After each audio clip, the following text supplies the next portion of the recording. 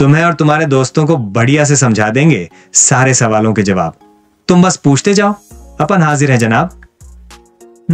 तो hello everyone, welcome back to our channel. और आज हम स्टडी करेंगे इंटरनेट एंड वेब टेक्नोलॉजी। तो ये चैप्टर्स काफ़ी इंपॉर्टेंट होते हैं तुम्हारे सेमेस्टर एग्जाम्स के लिए भी, और साथ में तुम्हारे जनरल नॉलेज के लिए भी पता होना चाहिए चीज़ें काम कैसे करती हैं। ठीक है, चाहे वो प्लेसमेंट हो चाहे कोई भी चीज़ें हों।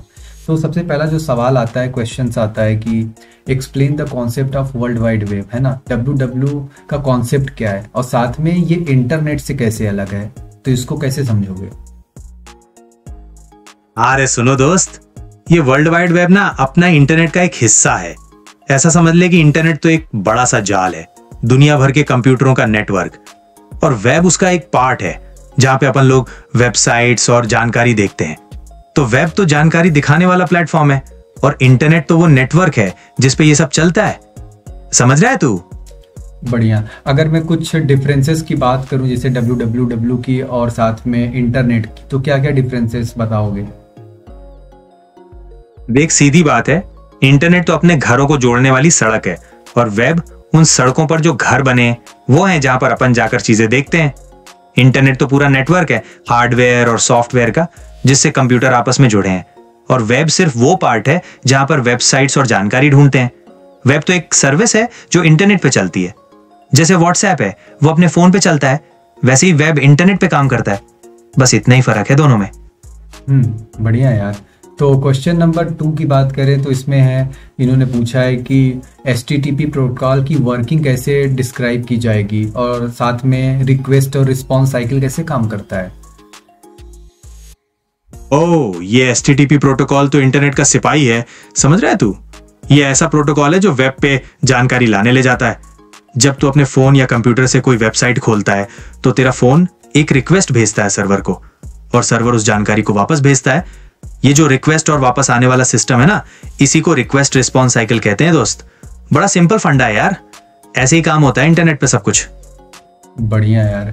तो अब हम बढ़ते हैं अगले क्वेश्चन की तरफ। और क्या? हाँ, अगले क्वेश्चन की तरफ बढ़ते हैं। और बोल। अरे बोल रहा हूँ। तो ये देखो क्या है, differentiate between web browsers and web servers with example. अरे हाँ, ये तो बहुत सिंपल है यार। देख, वेब ब्राउजर तो अपने फोन या कंप्यूटर में होता है, जैसे क्रोम या फायरफॉक्स, जिससे अपन इंटरनेट पे चीजें देखते हैं। और वेब सर्वर वो कंप्यूटर है जहां पर सारी वेबसाइट्स और जानकारियां स्टोर होती हैं। जैसे मान ले कि तू अपने फोन से गूगल खोलता है तो वो तेरा ब्राउजर हुआ, और गूगल का जो कंप्यूटर है जहां पर उसकी वेबसाइट स्टोर है वो सर्वर हो गया। ब्राउजर तो जानकारी दिखाता है और सर्वर जानकारी देता है। बढ़िया। ऐसे एग्जांपल्स की बात करें तो क्या होगा? हाँ यार, जैसे इंटरनेट कैफे में जो कंप्यूटर पे तू बैठता है वो समझ ले तेरा ब्राउजर हो गया, और जहां पर वो सारी वेबसाइट्स और फिल्में स्टोर होती हैं वो उनका सर्वर होता है। ऐसे ही काम करते हैं दोनों मिलके। बढ़िया है, तो समझ में आ गया। और क्या, एकदम क्लियर हो गया ना? हाँ, अच्छा ये बता कि देखो फीचर्स बताने अपने को, है ना, वेब 2.0 के और एग्जांपल्स के साथ। तो ये वेब 2.0 है क्या? अच्छा सुन, ये वेब 2.0 ना इंटरनेट का नया वाला वर्जन है, जिसमें लोग आपस में ज्यादा बातें कर सकते हैं और चीजें शेयर कर सकते हैं। जैसे पहले सिर्फ जानकारी मिलती थी, अब तू खुद भी उसमें कुछ डाल सकता है। जैसे अपन फेसबुक या इंस्टाग्राम पर पोस्ट डालते हैं ना, वो सब इसी के कारण होता है। इसमें कम लोग कोलैबोरेटिवली काम करते हैं, एक दूसरे से बात कर पाते हैं और जानकारी शेयर करते हैं। ये ज्यादा इंटरेक्टिव हो गया पहले से। जैसे कोई एग्जांपल से अगर कोई समझू तो? अरे हाँ, एग्जाम्पल ही तो बता रहा था यार। जैसे ये सोशल मीडिया चलाते हैं ना अपन, फेसबुक, इंस्टाग्राम या फिर ये विकिपीडिया, जहां पर सब मिलके जानकारियां लिखते हैं, ये सब वेब 2.0 का ही कमाल है दोस्त।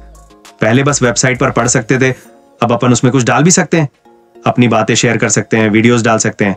समझ रहा है तू? हाँ, बढ़िया यार। अच्छा, प्रिंसिपल्स क्या है web design? Principles of effective web design. अच्छा सुन, अच्छी वेबसाइट बनाने के कुछ प्रिंसिपल्स होते हैं। जैसे डिजाइन एकदम सिंपल और साफ होना चाहिए ताकि लोगों को समझ आए कि क्या करना है। नेविगेशन आसान होना चाहिए ताकि लोग आराम से वेबसाइट पर घूम सके, और जानकारी जल्दी मिलनी चाहिए। ऐसा ना हो कि पेज खुलने में बहुत टाइम लगे। और मोबाइल पर भी अच्छे से दिखनी चाहिए, आजकल सब मोबाइल पर ही चलाते हैं। और सबसे इंपॉर्टेंट, वेबसाइट भरोसेमंद होनी चाहिए ताकि लोगों को भरोसा हो कि जानकारी सही है। यही सब प्रिंसिपल्स होते हैं यार। बढ़िया यार, काफी अच्छा लगा। क्वेश्चन नंबर 6 की ओर आगे बढ़ते हैं कि what are web design issues related to browser, bandwidth and display resolution. तो एक एक करके मुझे तीनों समझा दो। ओह हाँ, ये तो मेन बातें हैं यार। देख, ब्राउजर का इशू ये है कि अलग अलग ब्राउजर अलग अलग तरह से वेबसाइट को दिखाते हैं, तो वेबसाइट हर जगह सही दिखनी चाहिए। बैंडविड्थ मतलब इंटरनेट की स्पीड, अगर स्पीड धीमी है तो वेबसाइट धीरे खुलेगी, इसलिए वेबसाइट ऐसी बनानी चाहिए कि वो धीमी स्पीड पर भी चले। और डिस्प्ले रेजोल्यूशन मतलब स्क्रीन का साइज। लैपटॉप और फोन की स्क्रीन अलग अलग साइज की होती हैं, तो वेबसाइट हर साइज पर अच्छी दिखनी चाहिए। ये सब बातें ध्यान रखनी पड़ती हैं यार, ताकि वेबसाइट सब जगह बढ़िया दिखे। ये तो काफी अच्छा। कोई पूछे कि बैंडविड्थ क्या होता है, तो मतलब कैसे समझूं? अरे बैंडविड्थ तो इंटरनेट की स्पीड होती है दोस्त। जैसे किसी सड़क की चौड़ाई है, जितनी चौड़ी सड़क उतनी ज्यादा गाड़ियां जा सकती है ना, वैसे ही जितनी ज्यादा बैंडविड्थ उतना ज्यादा डेटा जल्दी ट्रांसफर हो सकता है। तो अगर बैंडविड्थ ज्यादा है तो वेबसाइट्स और वीडियोस जल्दी खुलेंगे, और अगर कम है तो टाइम लगेगा। बस यही फंडा है यार। बढ़िया। तो क्वेश्चन नंबर 7 जो है ये है कि explain the concept of user centric design और steps in planning a website. अच्छा ठीक है, तो यूजर सेंट्रिक डिजाइन का मतलब ये है कि वेबसाइट या ऐप को यूजर्स की जरूरतों और प्रेफरेंसेस के हिसाब से बनाना, मतलब उनको ध्यान में रखकर डिजाइन करना। और वेबसाइट प्लान करने के स्टेप्स ये हैं, पहले यूजर्स को समझो, फिर वेबसाइट का पर्पस डिफाइन करो, कंटेंट को ऑर्गेनाइज करो, एक लेआउट बनाओ और फिर डिजाइन करो, टेस्ट करो और फिर लॉन्च कर दो। समझ गए भाई? हाँ बढ़िया यार, काफ़ी अच्छा समझाया और साथ में एग्जाम्पल्स भी काफ़ी अच्छे दिए। तो इसी तरह हम आगे बढ़ते हैं यूनिट 2 की तरफ, जो कि हमारा है HTML एंड वेब सर्वर। तो इसमें क्वेश्चन नंबर 1 ये बोल रहा है कि HTML होता क्या है और साथ में इसका बेसिक स्ट्रक्चर क्या होता है HTML का। सन, अब HTML ना एक कोड लैंग्वेज होती है जिससे वेबसाइट्स बनाते हैं। जैसे बिल्डिंग बनाने के लिए नक्शा लगता है ना, वैसे ही वेबसाइट का स्ट्रक्चर और कंटेंट डिफाइन करने के लिए HTML लगता है। इसका बेसिक स्ट्रक्चर में पहले एक HTML टैग होता है, फिर हेड टैग होता है जिसमें टाइटल और दूसरी इंफॉर्मेशन होती है, और फिर बॉडी टैग होता है जिसमें वेबसाइट का कंटेंट होता है, जैसे टेक्स्ट, इमेजेस और वीडियोस। सिंपल है एकदम। ये तो बढ़िया समझ में आ गया। अब क्वेश्चन नंबर 2 है कि describe the different formatting tags and font properties in HTML, जैसे कि bold, italic, underline, subscript, superscript, deprecated, emphasize. तो इस तरह की चीजों को समझा दो। देख भाई, HTML में फॉर्मेटिंग टैग से टेक्स्ट को अलग अलग तरह से दिखा सकते हैं, जैसे कि बोल्ड के लिए, इटैलिक के लिए, अंडरलाइन के लिए, और सुपरस्क्रिप्ट और सबस्क्रिप्ट के लिए। और फॉन्ट प्रॉपर्टीज से टेक्स्ट का स्टाइल चेंज कर सकते हैं, जैसे फॉन्ट साइज, कलर और फॉन्ट फैमिली। डेप्रिकेटेड टैग्स वो होते हैं जो अब यूज नहीं करने चाहिए, और एम्फसाइज टैग से टेक्स्ट को इंपॉर्टेंस देते हैं। समझ गया भाई? बढ़िया। तो अगर हम बात करें क्वेश्चन नंबर 3 की, तो explain how to create hyper links in HTML and types of link कौन कौन से होते हैं। देखो भाई, HTML में हाइपरलिंक बनाने के लिए एंकर टैग यूज करते हैं। इसमें href एट्रीब्यूट में लिंक का URL डालते हैं और टैग के अंदर टेक्स्ट लिखते हैं जिस पर क्लिक करने पर लिंक खुलता है।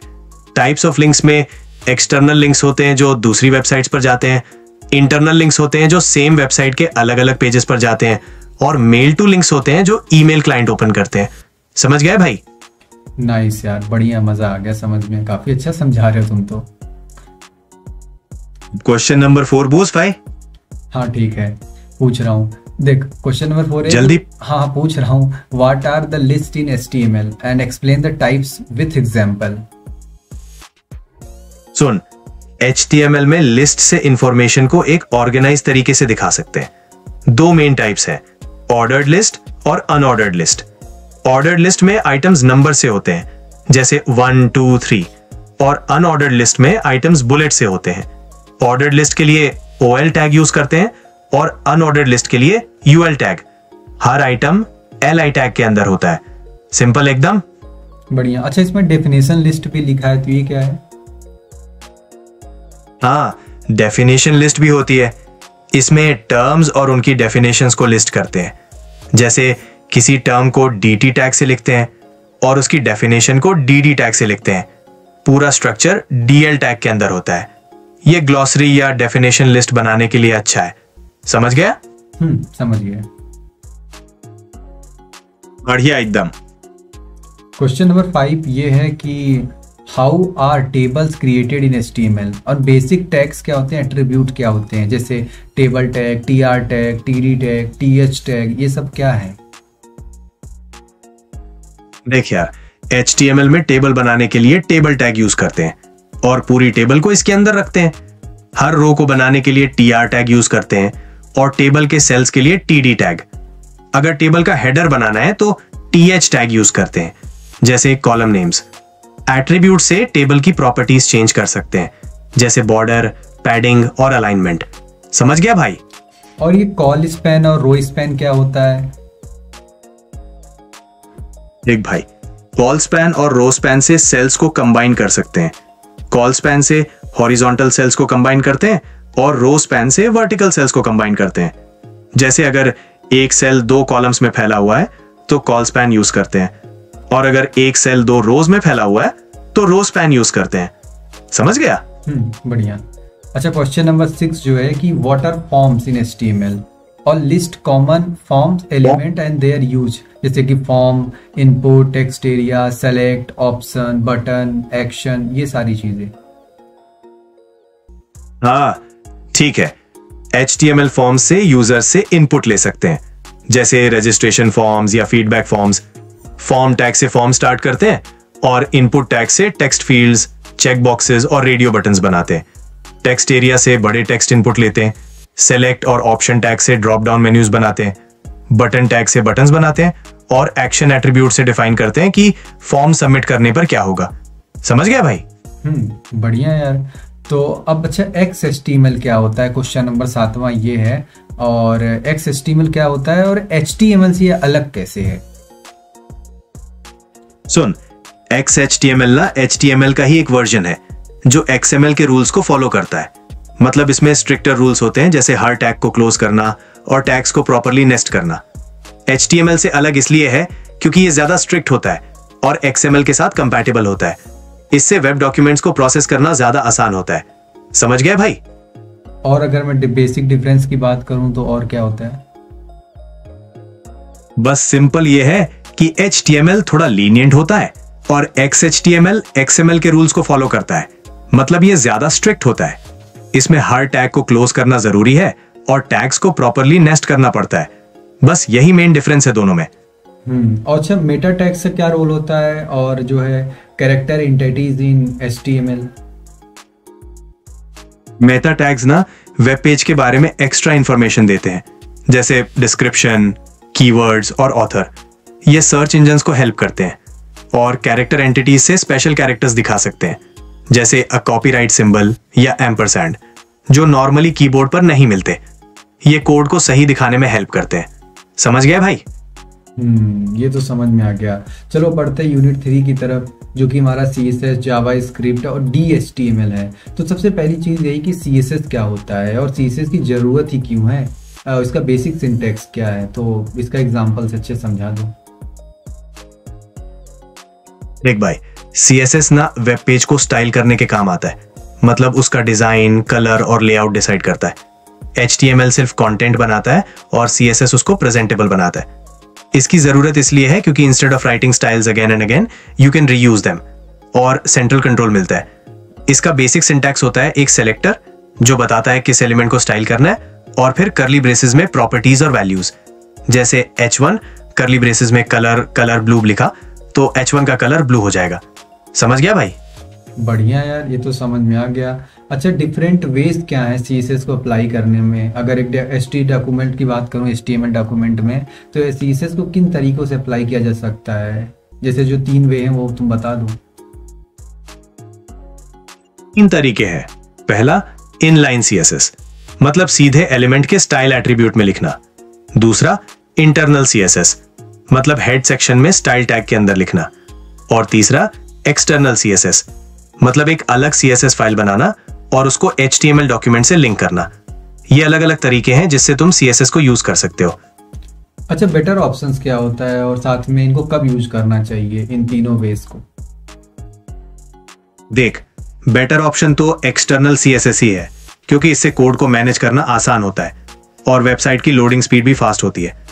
इनलाइन CSS को तब यूज करते हैं जब किसी एक एलिमेंट को स्पेसिफिक स्टाइल देना हो, और इंटरनल CSS को तब यूज करते हैं जब सिर्फ एक पेज के लिए स्टाइल्स डिफाइन करने हो।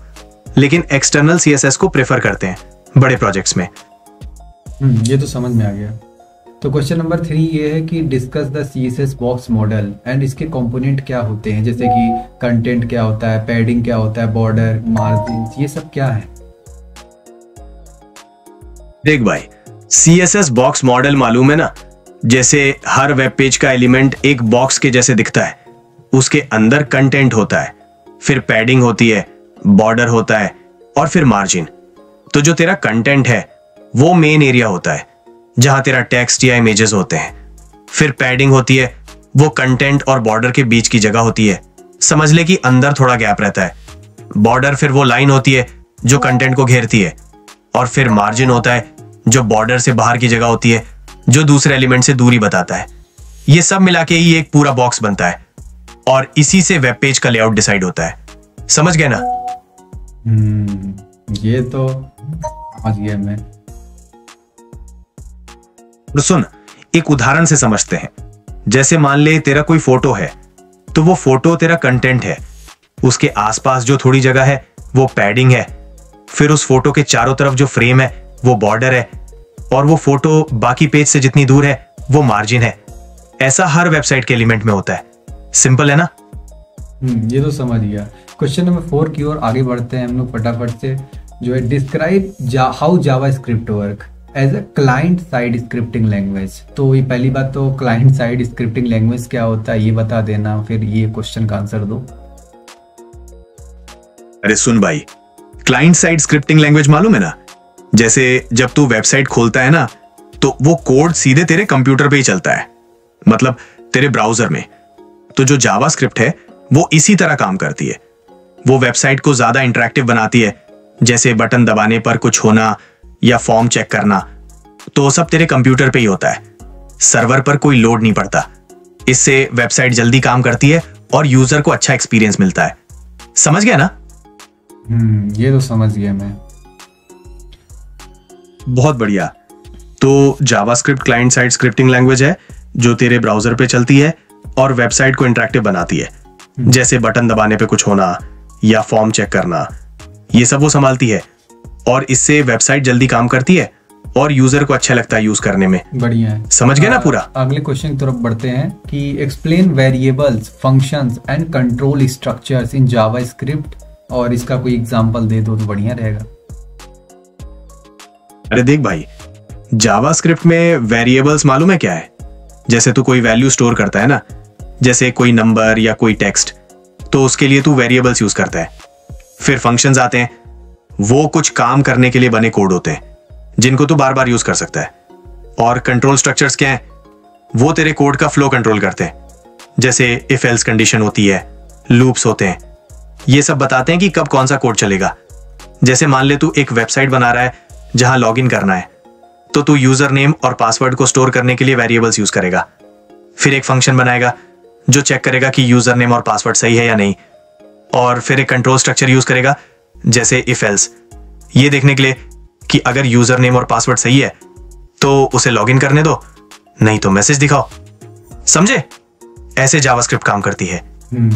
समझ गया। तो डोम क्या होता है? What is DOM and how does JavaScript manipulate the DOM? तो सबसे पहले स्टार्ट करो एग्जांपल से। देख भाई, डॉम मालूम है क्या है? वो डॉक्यूमेंट ऑब्जेक्ट मॉडल है। जैसे तेरा वेब पेज होता है ना, वो डॉम के थ्रू एक ट्री के जैसे दिखता है, मतलब हर एलिमेंट एक नोड के जैसे होता है, और जावास्क्रिप्ट इसी डॉम को मैनिपुलेट करती है। मतलब पेज के एलिमेंट्स को चेंज कर सकती है, कुछ नया ऐड कर सकती है या पुराने को हटा सकती है। जैसे मान ले एक बटन है, जब तू उसे दबाता है तो जावास्क्रिप्ट उस बटन के टेक्स्ट को चेंज कर सकती है या फिर एक नया एलिमेंट ऐड कर सकती है। तो वो डॉम के थ्रू ही होता है। समझे? ये तो समझ गया। बढ़िया है। अच्छा बताओ, DHTML क्या होता है और how does it combine HTML, CSS and Java script? अरे भाई, DHTML मालूम है क्या है? वो डायनेमिक HTML होता है। मतलब वो HTML, CSS और जावास्क्रिप्ट को मिला के बनता है, जिससे तू अपने वेब पेज को और ज्यादा इंटरैक्टिव बना सकता है। जैसे पेज के एलिमेंट्स को डायनेमिकली चेंज कर सकता है बिना पेज को रीलोड किए। तो HTML तो तेरा बेसिक स्ट्रक्चर बनाता है पेज का, CSS उसे स्टाइल करता है और जावास्क्रिप्ट उसमें डायनेमिज्म डालती है। ये सब मिलके DHTML बनाते हैं, जिससे तेरा वेब पेज ज्यादा इंटरैक्टिव लगता है। समझ गया ना? समझ गया। तो चलो फिर यूनिट 4 की ओर बढ़ते हैं, जो कि हमारा XML और PHP के बारे में होने वाला है। तो क्वेश्चन नंबर 1 ये होने वाला है। अच्छा, मजा आ रहा है ना तुम्हें? मतलब लाइक तुम्हें समझाने में कोई दिक्कत तो नहीं हो रही है ना? अरे एकदम मजा आ रहा है भाई, कोई दिक्कत नहीं हो रही है। मुझे तो समझाने में और मजा आता है।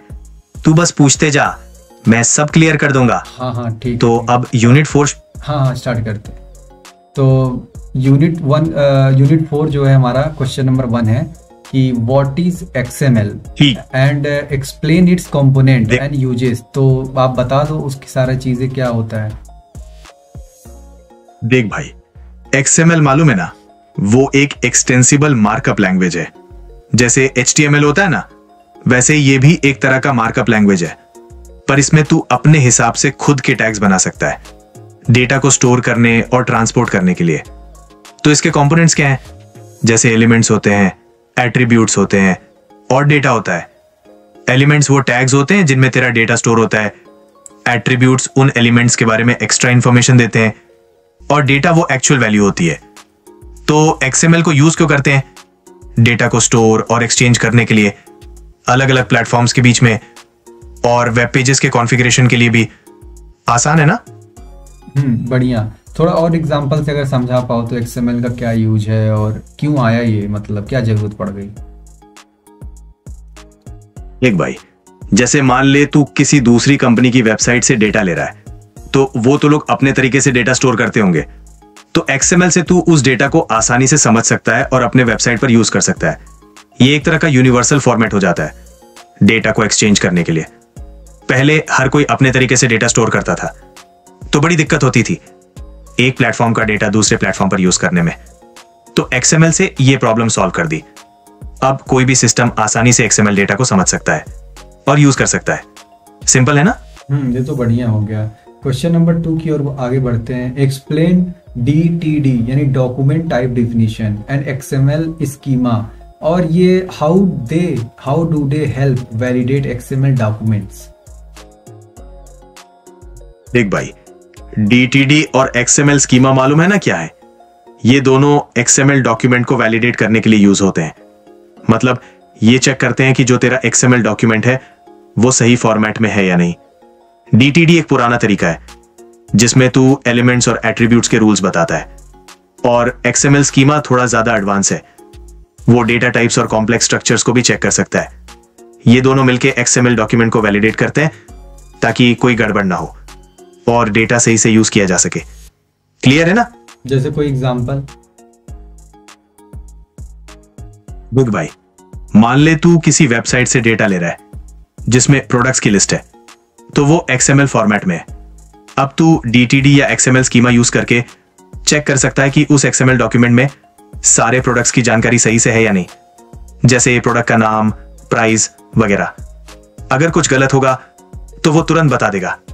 इससे तेरा डेटा सही रहता है और तेरी वेबसाइट ठीक से काम करती है। समझ गए ना? DTD और XML स्कीमा ऐसे ही हेल्प करते हैं। ये तो समझ गया। तो चलो फिर क्वेश्चन नंबर 3 की ओर आगे बढ़ते हैं कि how is XML used with application and give examples. देख भाई, XML को एप्लीकेशंस में बहुत तरीके से यूज करते हैं।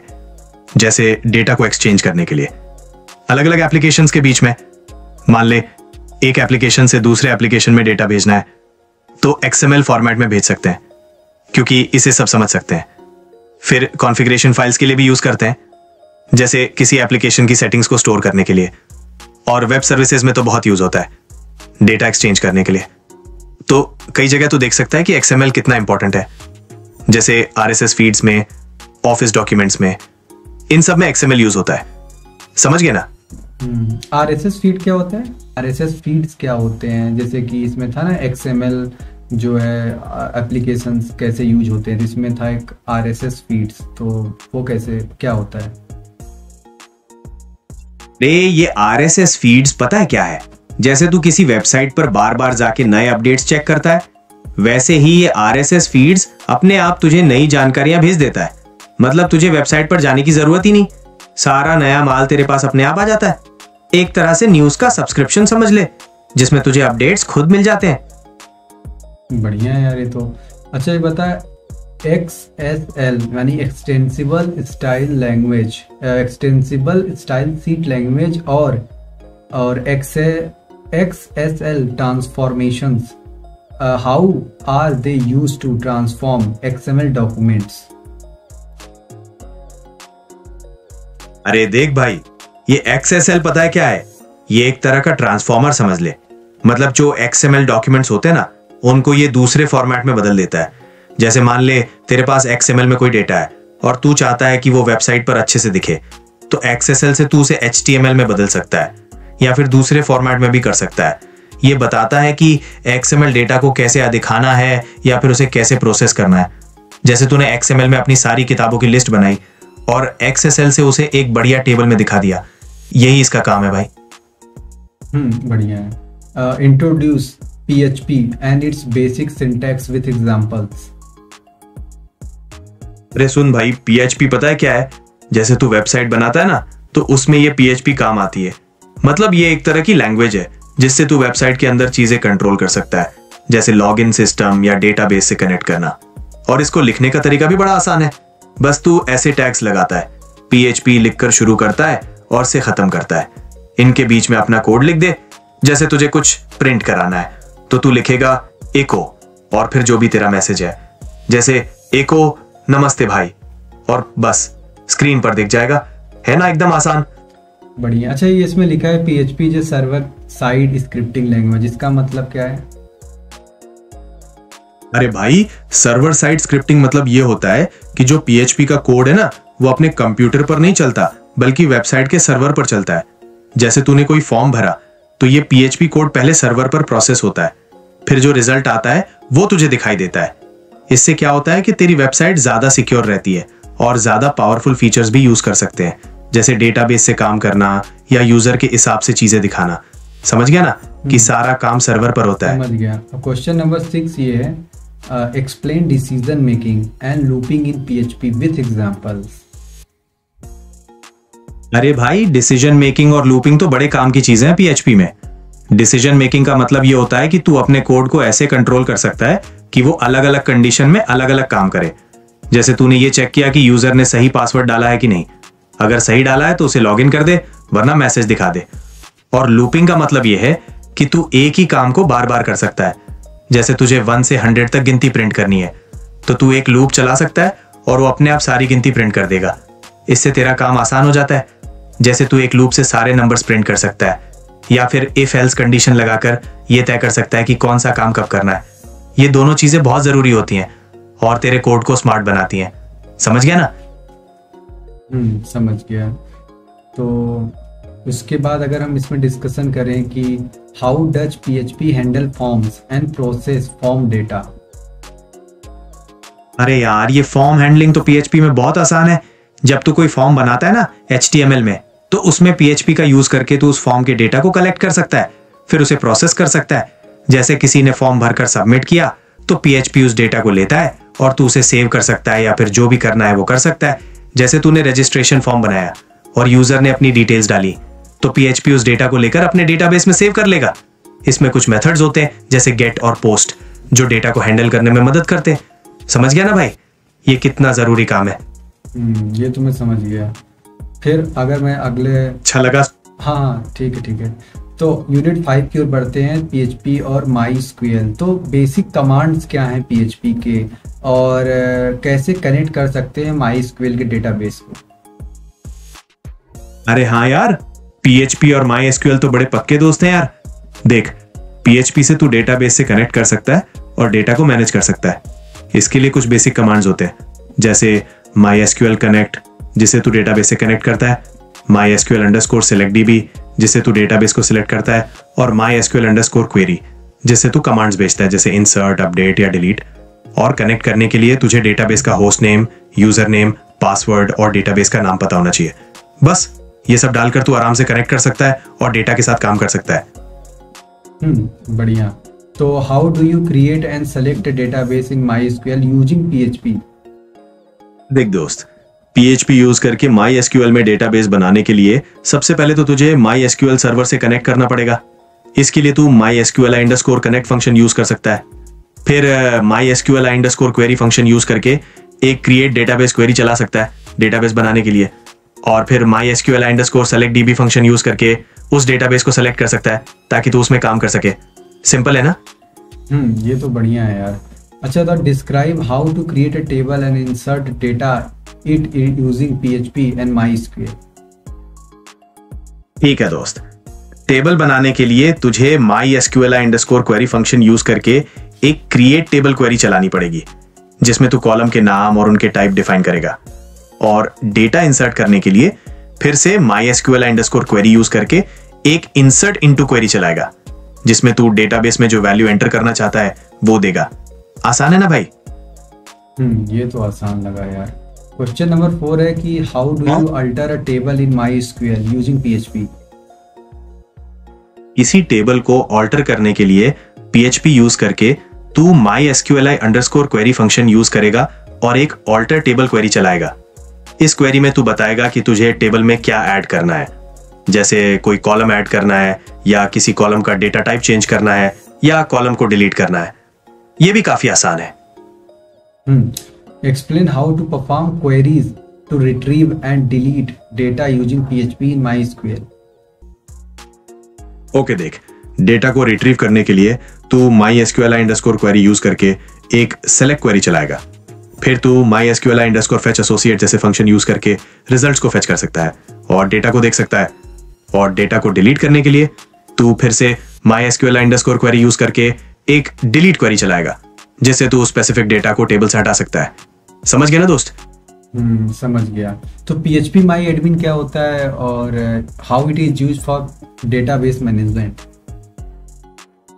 अरे PHP MyAdmin तो एक वेब बेस्ड टूल है यार, जिससे तू MySQL डेटाबेस को मैनेज कर सकता है। मतलब ग्राफिकल यूजर इंटरफेस से तू डेटाबेस बना सकता है, टेबल बना सकता है, डेटा इंसर्ट, एडिट और डिलीट कर सकता है। ये सब करना बहुत आसान हो जाता है इससे, कमांड लाइन से नहीं बल्कि डायरेक्ट ब्राउजर से कर सकता है तू। तो ये काफी कन्वीनियंट है यार। बढ़िया। Discuss common database bugs and how to handle them in PHP in MySQL। देख भाई, कॉमन बग्स में SQL इंजेक्शन, गलत डेटा एंट्री या कनेक्शन एरर हो सकते हैं। SQL इंजेक्शन से बचने के लिए हमेशा प्रिपेयर्ड स्टेटमेंट्स या एस्केप्ड वैल्यूज यूज कर। डेटा एंट्री एरर के लिए इनपुट को वैलिडेट कर और कनेक्शन एरर्स के लिए ट्राई कैच ब्लॉक्स यूज कर ताकि कोई प्रॉब्लम आए तो तू उसे हैंडल कर सके। ऐसे तो अपने डेटाबेस को सुरक्षित रख सकता है दोस्त। तो इसमें जो है पहला क्वेश्चन इसमें लिखा है कि explain the request and response phases of HTTP and suitable example. ठीक है दोस्त, HTTP रिक्वेस्ट और रिस्पॉन्स फेज को समझ ले जैसे तू किसी से बात कर रहा है। पहले तू कुछ पूछता है यानी रिक्वेस्ट करता है। वेब ब्राउजर भी ऐसे ही करता है, सर्वर से कुछ मांगता है जैसे कोई वेब पेज या कोई डेटा। इस रिक्वेस्ट में वो बताता है कि उसे क्या चाहिए और कैसे चाहिए। फिर सर्वर जवाब देता है यानी रिस्पॉन्स करता है। वो उस रिक्वेस्ट को प्रोसेस करता है और जो ब्राउजर ने मांगा है वो वापस भेजता है। रिस्पॉन्स में स्टेटस कोड और जो डेटा मांगा है वो सब होता है। तो ये दो फेज होते हैं, रिक्वेस्ट और रिस्पॉन्स, जिनसे पूरा वेब कम्युनिकेशन काम करता है। समझ गया ना भाई? तो डिस्कस बी, इसका बी पार्ट है, discuss in detail web publishing process of web. अच्छा, वेब पब्लिशिंग प्रोसेस की बात कर रहे हैं ना दोस्त? देख, ये एक पूरा प्रोसेस होता है जिसमें तू वेब पेजेस और वेबसाइट्स को ऑनलाइन डालता है। इसमें कई स्टेप्स होते हैं। पहले तू वेबसाइट को डिजाइन करता है, मतलब उसका लेआउट और लुक डिसाइड करता है। फिर उसे डेवलप करता है, मतलब HTML, CSS और जावास्क्रिप्ट यूज करके कोड लिखता है। उसके बाद टेस्टिंग होती है ताकि वेबसाइट ठीक से काम कर रही है या नहीं। फिर उसे एक वेब सर्वर पर अपलोड करते हैं यानी पब्लिश करते हैं ताकि लोग उसे ऑनलाइन देख सके। और आखिर में वेबसाइट को मेंटेन करते हैं और जरूरत पड़ने पर अपडेट करते हैं। तो ये पूरा प्रोसेस होता है वेब पब्लिशिंग का। समझ गया ना भाई? समझ गया। और differentiate between web browser and web server example के साथ। देख, वेब ब्राउजर तो जैसे तेरा फ्रेंड है यार, जो तुझे दुनिया घुमाता है, मतलब इंटरनेट दिखाता है, जैसे क्रोम, फायरफॉक्स या सफारी। तू इनके थ्रू वेबसाइट्स को एक्सेस करता है। और वेब सर्वर जैसे एक दुकान है जहां सारी वेबसाइट्स और डेटा रखा रहता है। जब तू ब्राउजर से कुछ मांगता है तो सर्वर उसे प्रोवाइड करता है, जैसे अपाचे या एनजिनएक्स। तो ब्राउजर क्लाइंट होता है जो मापता है और सर्वर स्टोर करता है और प्रोवाइड करता है। सिंपल है ना दोस्त? Explain the structure of HTML web page with an example. देखो मेरे भाई, HTML वेब पेज का स्ट्रक्चर जो है ना, वो ऐसा होता है जैसे किसी घर का ढांचा। सबसे पहले तो ऊपर एक डॉक्यूमेंट टाइप डिक्लेरेशन होता है जो बताता है कि ये HTML पेज है। फिर HTML टैग शुरू होता है जिसके अंदर सब कुछ होता है। इसके बाद हेड टैग आता है जिसमें पेज की जानकारी होती है, जैसे टाइटल और लिंक्स। और आखिर में बॉडी टैग होता है जिसमें वो सब दिखता है जो हमें वेब पेज पर नजर आता है, जैसे टेक्स्ट, इमेज और बाकी चीजें। सिंपल सा है ना, जैसे घर की दीवारें और छत, वैसे ये टैग्स मिलके वेब पेज बनाते हैं। बढ़िया। अब हम क्वेश्चन नंबर 3 के पार्ट ए की तरफ बढ़ते हैं और वो है compare and contrast HTML and XHTML with respect two elements.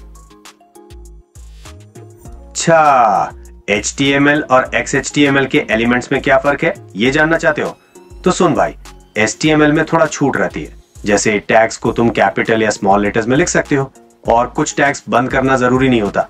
लेकिन XHTML ना थोड़ा ज्यादा स्ट्रिक्ट है, उसमें सारे टैग्स छोटे लेटर्स में ही लिखने होते हैं और हर टैग को बंद करना पड़ता है। मतलब XHTML में ग्रामर बिल्कुल सही होनी चाहिए, जैसे मैथ होती है ना एकदम परफेक्ट, वैसे ही। और HTML थोड़ा ढीला ढाला है, तो बस इतना ही फर्क है, एक में सख्ती है और दूसरे में थोड़ी छूट है। बढ़िया।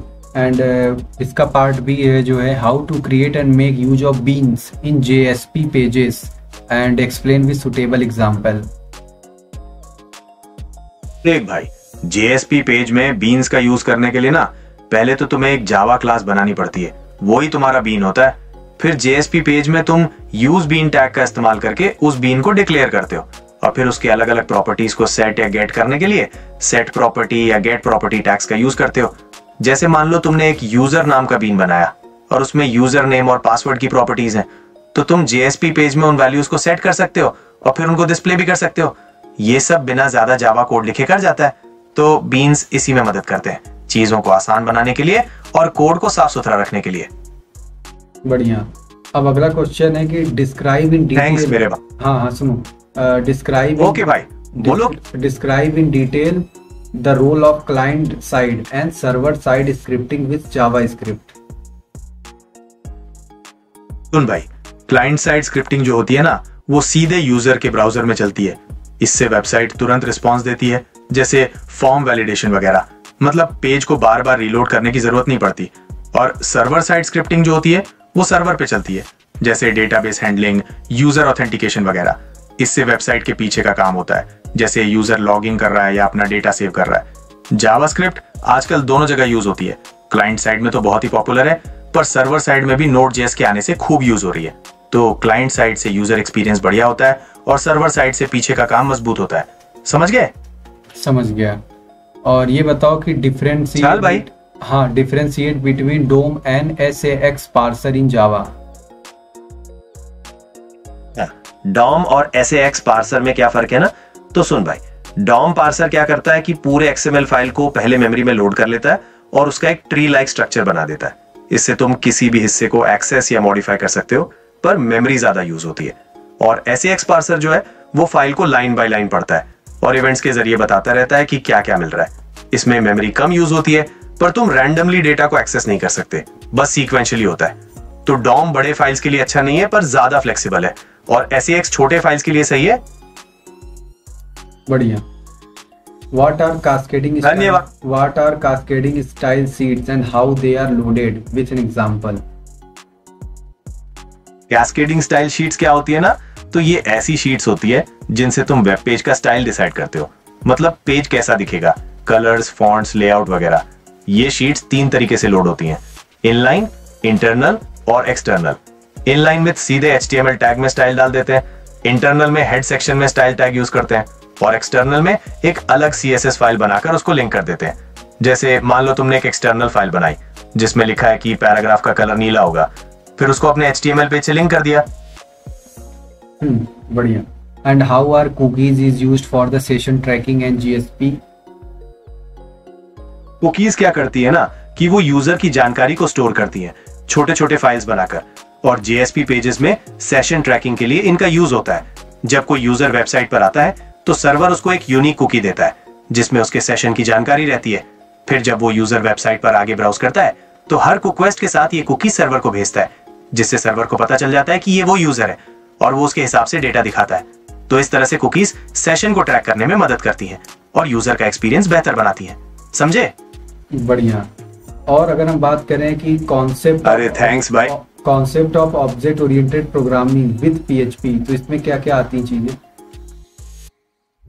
अरे वाह भाई, PHP में ऑब्जेक्ट ओरिएंटेड प्रोग्रामिंग की बात कर रहे हो? तो इसमें ना कुछ मेन चीजें आती हैं, जैसे क्लासेस और ऑब्जेक्ट्स। क्लासेस एक ब्लूप्रिंट की तरह होती हैं और ऑब्जेक्ट्स उनके इंस्टेंस होते हैं। फिर इनहेरिटेंस होता है जिसमें एक क्लास दूसरी क्लास की प्रॉपर्टीज को ले सकती है। पॉलीमॉर्फिज्म भी होता है जिसमें एक ही मेथड का अलग अलग तरह से यूज कर सकते हैं। और इनकैप्सुलेशन, जिसमें डेटा और मेथड्स को एक साथ छुपा कर रखते हैं। इससे कोड ज्यादा सुरक्षित और ऑर्गेनाइज रहता है और समझने में भी आसान होता है।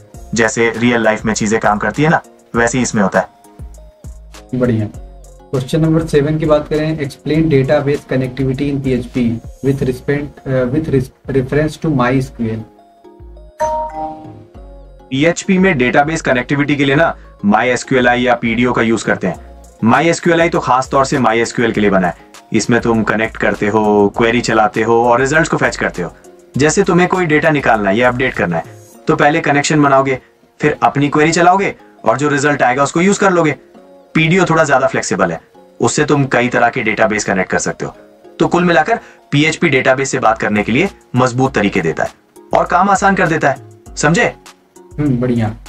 और अगर हम बात करें कि शॉर्ट नोट्स लिखने पे कुछ क्वेश्चंस आए हुए हैं, तो चलो हम इनके शॉर्ट नोट्स जो है क्या लिख सकते हैं वो थोड़ा बता देना। जैसे कि पेज लेआउट एंड लिंकिंग जो है, ये है वेब टेक्नोलॉजी से रिलेटेड क्वेश्चन। ठीक है, पेज लेआउट और लिंकिंग पे शॉर्ट नोट्स लिखने के लिए तुम बता सकते हो कि पेज लेआउट में वेब पेज का डिजाइन और स्ट्रक्चर आता है, जैसे एलिमेंट्स को कैसे अरेंज करें, स्पेसिंग क्या रखें वगैरह। और लिंकिंग का मतलब है कि एक पेज से दूसरे पेज को कनेक्ट करना ताकि यूजर्स आसानी से नेविगेट कर सके। पेज लेआउट से यूजर एक्सपीरियंस बेहतर होता है और लिंकिंग से वेबसाइट का स्ट्रक्चर बनता है। तुम HTML और CSS का यूज करके लेआउट और लिंकिंग को कंट्रोल कर सकते हो। ये दोनों मिलकर वेबसाइट को यूजर फ्रेंडली बनाते हैं। इतना लिख सकते हो शॉर्ट नोट्स में। बढ़िया। अब हम बात करने वाले हैं DHTML के बारे में। डायनेमिक HTML क्या होता है ना, तो ये HTML, CSS और जावास्क्रिप्ट का कॉम्बिनेशन है जिससे तुम वेब पेज को डायनेमिक बना सकते हो। मतलब पेज के कंटेंट्स को बिना रिलोड किए चेंज कर सकते हो। जैसे तुम किसी एलिमेंट को हिला सकते हो या उसकी प्रॉपर्टीज को बदल सकते हो। ये सब जावास्क्रिप्ट की मदद से होता है। DHTML से वेबसाइट ज्यादा इंटरैक्टिव और यूजर फ्रेंडली बनती है। तो ये एक तरह से HTML को ज्यादा स्मार्ट बनाने का तरीका है। समझ गए? DTD क्या होता है? DTD यानी डॉक्यूमेंट टाइप डेफिनेशन। ये XML फाइल्स के लिए एक तरह से ग्रामर रूल होता है जो बताता है कि कौन कौन से एलिमेंट्स और एट्रीब्यूट्स यूज कर सकते हैं और उनका स्ट्रक्चर क्या होगा। ये डॉक्यूमेंट की वैलिडिटी चेक करने में मदद करता है। जैसे तुम कोई XML फाइल बना रहे हो और तुम चाहते हो कि वो एक स्पेसिफिक रूल को फॉलो करे, तो तुम एक DTD बनाओगे जो बताएगा कि कैसे फॉर्मेट करना है। इससे फाइल सही बनती है और सबको पता रहता है कि उसका स्ट्रक्चर क्या है। बढ़िया। HTML के क्या फीचर्स होते हैं ताकि मैं इनको लिख पाऊं अच्छे से? HTML के मेन फीचर्स पता है क्या? जैसे ये सिंपल और समझने में आसान होता है और इसका स्ट्रक्चर क्लियर रहता है। इसमें ब्राउजर की कोई जरूरत नहीं पड़ती ट्रांसलेट करने के लिए, सीधे ही दिखता है। ये अलग अलग डिवाइसेस पे चल सकता है जैसे कंप्यूटर, मोबाइल वगैरह। और इसमें तुम डेटा के अलावा ऑडियो, वीडियो जैसी चीजें भी डाल सकते हो। ये वेबसाइट का स्ट्रक्चर बनाने में मदद करता है और बाकी टेक्नोलॉजीज के साथ अच्छे से काम करता है। तो ये इसके मेन फीचर्स है। इनको तुम नोट्स में लिख सकते हो। बढ़िया। तो अब हम बढ़ते हैं अगले क्वेश्चन पेपर डिस्कशन की ओर। तो इसको चलो डिस्कस कर लेते हैं फटाफट, है ना। तो पहला क्वेश्चन ये है कि explain about the page layout and linking in brief. Okay, page layout और लिंकिंग की बात करें, पेज लेआउट में आप ये डिसाइड करते हो कि वेब पेज पर जो कंटेंट है जैसे टेक्स्ट, इमेजेस, वीडियोस, वो कहाँ दिखेगा। इसमें पोजीशनिंग, स्पेसिंग और लेआउट डिजाइन आता है। और लिंकिंग मतलब एक पेज से दूसरे पेज को जोड़ना, जो आप हाइपरलिंक्स यूज करके करते हो ना, ताकि यूजर्स एक जगह से दूसरी जगह आसानी से जा सकें। समझे? समझ गया।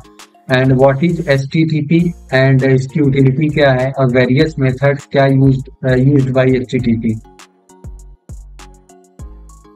अच्छा, HTTP का मतलब है हाइपरटेक्स्ट ट्रांसफर प्रोटोकॉल।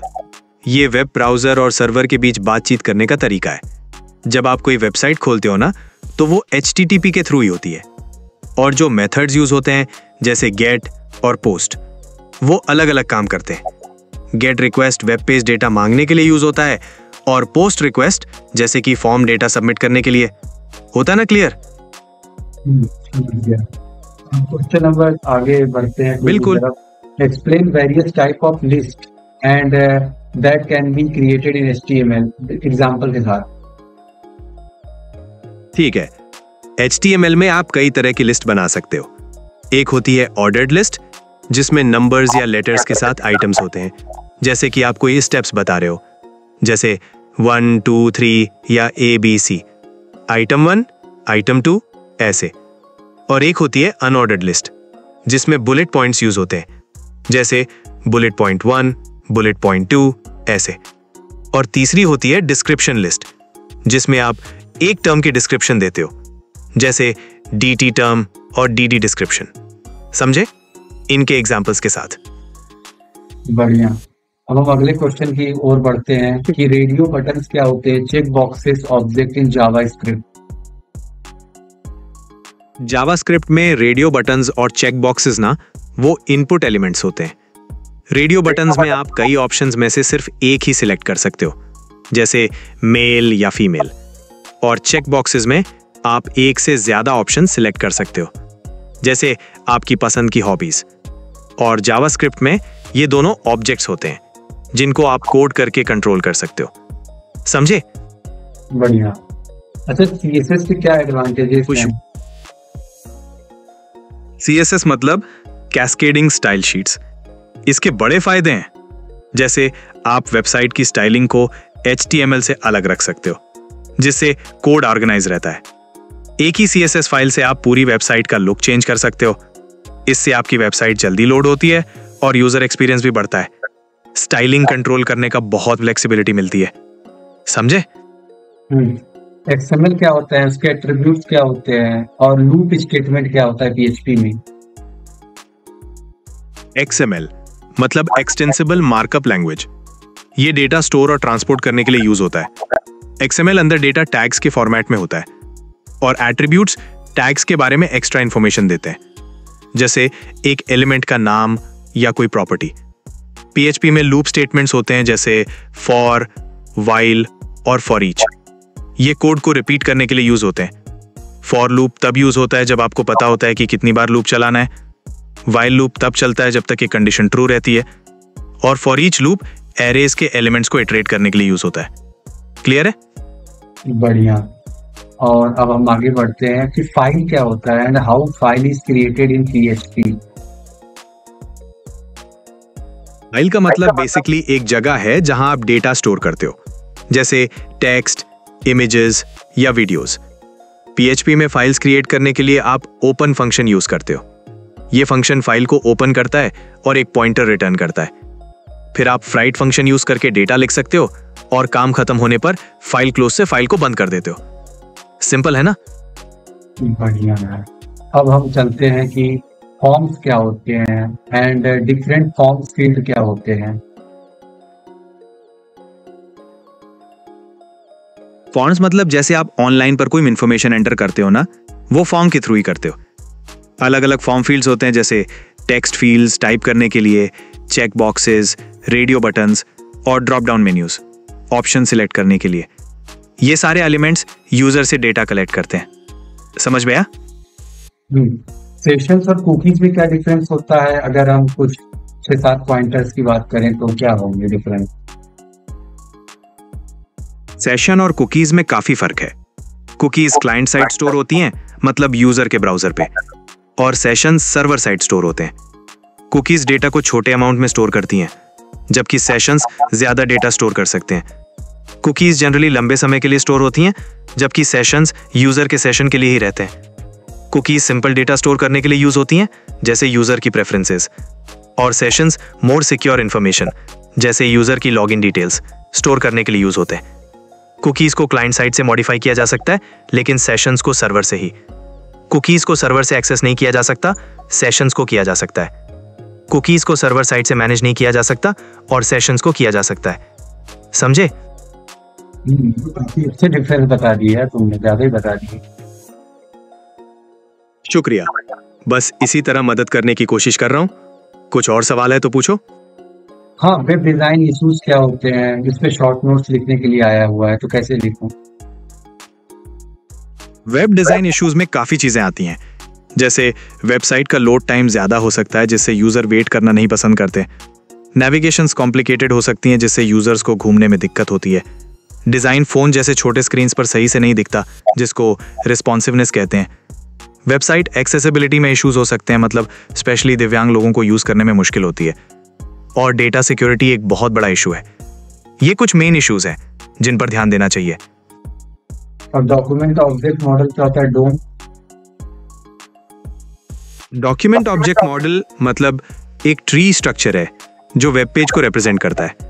हर एलिमेंट जैसे टेक्स्ट, इमेजेस और लिंक्स डॉम में एक ऑब्जेक्ट की तरह होते हैं। जावास्क्रिप्ट को यूज करके आप डॉम को मैनिपुलेट कर सकते हो, मतलब वेब पेज की कंटेंट और स्ट्रक्चर को चेंज कर सकते हो। इससे पेज को इंटरैक्टिव बनाया जा सकता है और कंटेंट को डायनामिकली चेंज किया जा सकता है। समझा? बढ़िया। XSLT क्या होता है और डेटाबेस बग्स क्या होते हैं? XSLT मतलब extensible style sheet language transformations. इसका यूज XML डेटा को ट्रांसफॉर्म करने के लिए होता है, जैसे एक XML फाइल को HTML में कन्वर्ट करना। और डेटाबेस बग्स मतलब डेटाबेस में कोई एरर्स या प्रॉब्लम्स, जैसे गलत डेटा स्टोर हो गया या क्वेरीज सही से काम नहीं कर रही। ये बग्स डेटाबेस के परफॉर्मेंस को अफेक्ट कर सकते हैं। क्लियर है? चलो भाई, थैंक यू सो मच, जो है पूरी चीजें समझाने के लिए। काफी अच्छे से चीजों को समझ में आ गई। Most welcome. खुशी हुई कि मैं आपकी मदद कर सका। अगर फ्यूचर में और भी कोई सवाल हो तो बेझिझक पूछना। हमारे all the best for your exams. हाँ, थैंक यू सो मच। हाँ, हमारे जनता को, जो ऑडियंस है, उनको एक जोक के साथ एंडिंग करते हैं वीडियो का, है ना? हाँ हाँ बिल्कुल। तो एक जोक हो जाए। टीचर ने स्टूडेंट से पूछा, अगर तुम्हें 4 दिन की छुट्टी के लिए मिले और 5वें दिन स्कूल आना हो तो तुम क्या करोगे? स्टूडेंट ने जवाब दिया, मैं 5वें दिन भी छुट्टी ले लूंगा। अब बताओ कैसा लगा जोक? हाँ, बढ़िया है, मजा आ गया। Thank you so much everyone for watching this videos. I hope this video will help you and बने रहो आप हमारे साथ, है ना? So thank you so much.